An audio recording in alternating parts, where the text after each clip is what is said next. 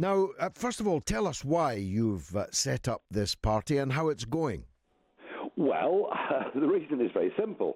We voted in a referendum, and one in which you and I stood shoulder to shoulder, saying we should take back control democratically of our lives in our own country. We voted for it. We won. We had a general election the year afterwards in which 85% of voters voted for parties saying, trust us, we'll take you out. We then saw an incredible 498 MPs vote for Article 50, which said, on the 29th of March 2019, we leave either with a withdrawal deal or without one. And yet, here we are, 42 days away from that date, and we see attempts by the Blairs and the Dominic Grieves and even the Speaker of the House of Commons to frustrate or stop Brexit from happening. And I'm not going to stand idly by after a quarter of a century of fighting hard. I did fight damned hard for us to become a free, independent, sovereign nation.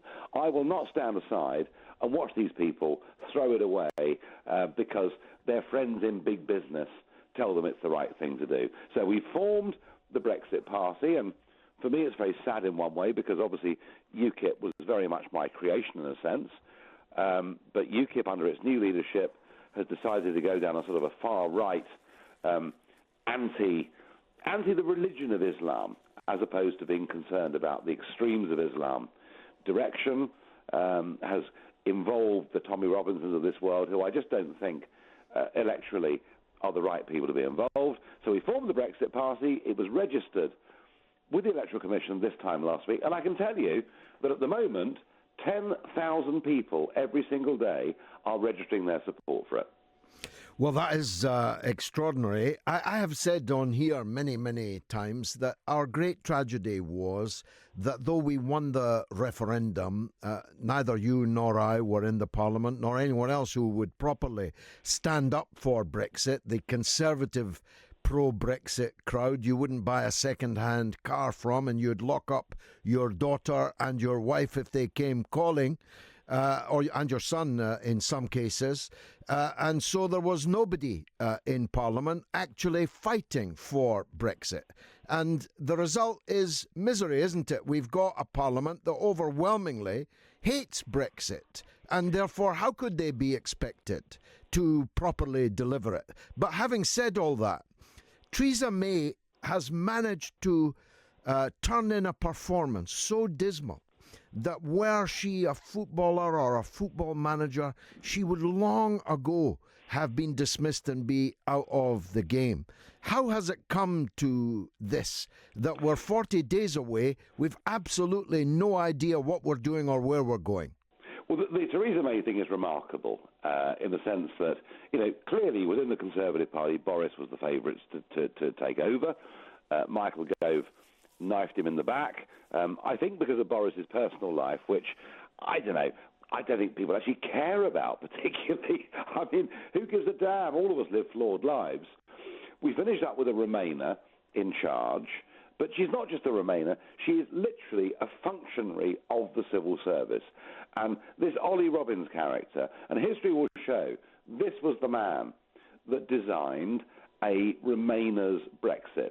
And, in life, when there's a fork in the road and a decision to make, whether it's moving house or changing relationships or whatever it is, you take a decision and you do your very best to make it work. She's tried to please both sides of that divide. She's not decisively taken either of those directions, and it's into that vacuum that she's left that the big global money, the George Soroses and everybody, the Blairs, and everybody else have come in. So I think actually, even though, and you're quite right, 77% of our Parliament voted Remain, had we had good, decisive, strong leadership, George, my view is the country would have gone with her or him or whoever was in charge. This is a failure of leadership on a dramatic scale. And I would say that she's not just the worst Prime Minister I've seen in my life, she's also the most duplicitous too. Now, how is this going to work? Is your party predicated upon there being no Brexit, there being a half-assed Brexit? Is it predicated upon us fighting the European Parliament elections because we've delayed leaving? What's the game plan? Well, there are three outcomes here that are possible. One is that we leave with her deal, which will not be amended significantly. I do not believe that will happen. The second is we leave without a deal, which at the moment looks like rather the best deal to me, on WTO terms. And if that happens, then I'll be very happy because we can, basically get on with our lives. But I don't believe that will happen. I think that what's going to happen here is they're going to kick the can down the road, as they've done throughout this whole process. And I think the Yvette Cooper amendment that didn't quite get through the other day, I suspect at some point in the next few weeks that will pass. And I think Brexit is going to get, Article 50 will get extended, and that means we'll fight the European elections. So, George, what I'm saying is this. I am saying to them, right, you get your house in order in every sense. Deliver us a Brexit that is recognisable for what we voted for. If you don't, then I will lead the Brexit Party, the new Brexit Party, into those European elections, and you will get the biggest electoral shock we've ever seen in this country. And your slogan will be, tell them again. Tell them again is the idea that I'm currently working on.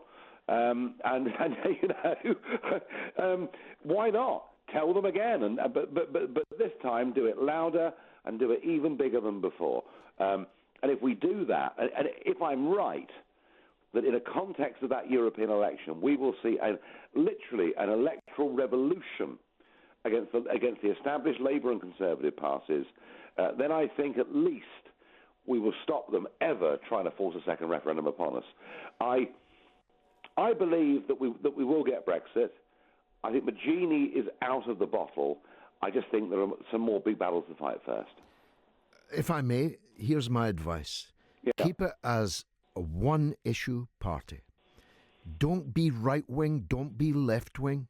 Don't get drawn into having a view on transgenderism or gay rights or any of the rest of the political furniture. Just be single-minded, absolutely focused on making sure that what we voted for is implemented. That's my advice, Nigel. Well, I tell you what, I take it 100% and I agree with it. This is the most important question of our generation. Are we to be a country that makes its own decisions or governed by Mr. Juncker, who even before lunch isn't very good and after lunch is absolutely useless? It's the whole idea. Before breakfast. Well, probably in his case, that's true. But I mean, the idea that the big decisions that affect people in our country and our future are made by folk we can't elect, we can't remove, whose names we barely even know, it's an outrage.